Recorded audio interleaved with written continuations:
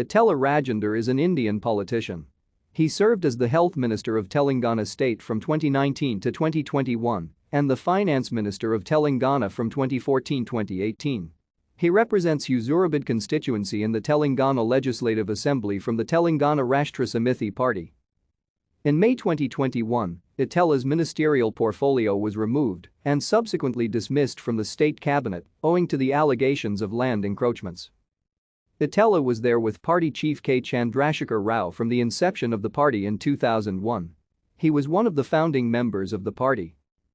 He was elected from Kamalapur in the 2004 general elections.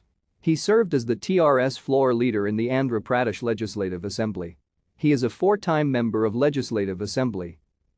In 2014, Etela was appointed as the Finance Minister of Telangana in the first K. Chandrasekhar Rao ministry and served until 2018. He was re-elected as an MLA in the 2018 Telangana Legislative Assembly election. In 2019, he took oath as the Minister of Health for Telangana.